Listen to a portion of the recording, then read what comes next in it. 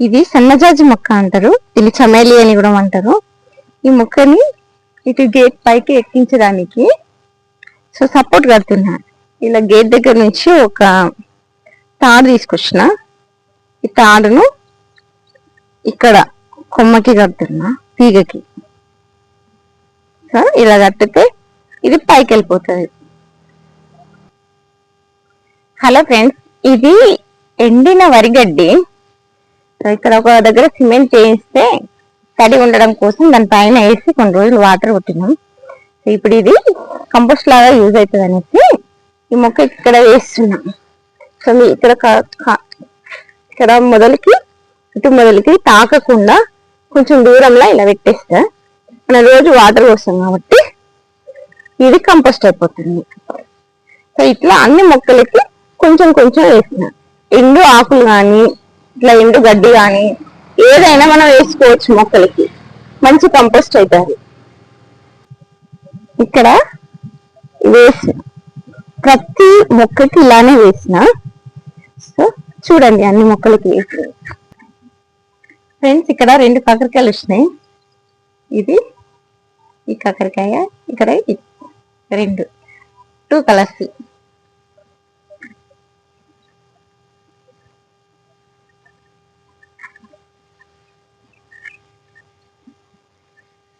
ఇక్కడ దొండకాయలు. సో ఇక్కడ ఒకటి పెద్ద వచ్చింది, ఇక్కడ ఒకటి చిన్నది, ఇక్కడ ఒకటి. సో ఇలా కొన్ని కాయలు అయితే ఉన్నాయి ఇక్కడ. సో ఈ మొక్క మొత్తం పెద్ద అయితే ఇంకా చాలా కాయలు వస్తాయి. Thank you for watching. Please subscribe to my channel. ఇది ద్రాక్ష మొక్క. ఇక్కడ చుట్టూ ఇలా నేల లూజ్ చేస్తున్నా. మనం అప్పుడప్పుడు నేలను లూజ్ చేస్తూ ఉండాలి, మంచిగా మొక్క మంచిగా పెరుగుతుంది. ఏ మొక్కకైనా పర్లేదు, నేల లూజ్ చేయాలి. సో ఇది ఇప్పుడు బెండ మొక్క కదా, చిన్న మొలుస్తుంది. ఇలా నేల కొంచెం లూజ్ చేయాలి. లూజ్ చేస్తే మొక్క మంచిగా వస్తుంది. ఏమైనా కలుపు ఉన్నా కానీ తీసేయాలి.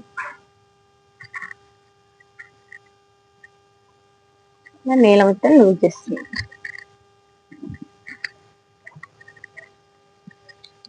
ఇది గోంగూర మొక్క. ఇలా నేల లూజ్ చేసుకుంటూ ఉండాలి.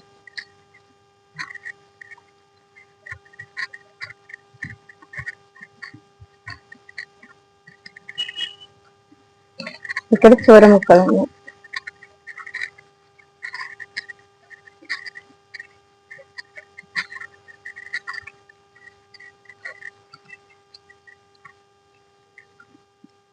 ఇది కాకరపాదు. ఇక్కడ కూడా నేలను లూజ్ చేస్తున్నా. సో లూజ్ చేస్తే ఏమవుతుందంటే మంచిగా వేర్లకి గాలి మంచిగా వెళ్ళి మొక్క బాగా పెరుగుతుంది.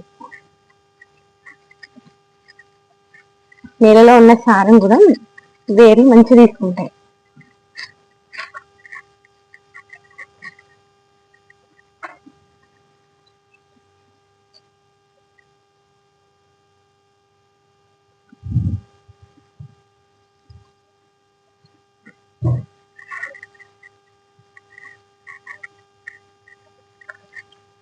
ఇలా అన్ని మొక్కలకి చేయాలి. Please subscribe to my channel.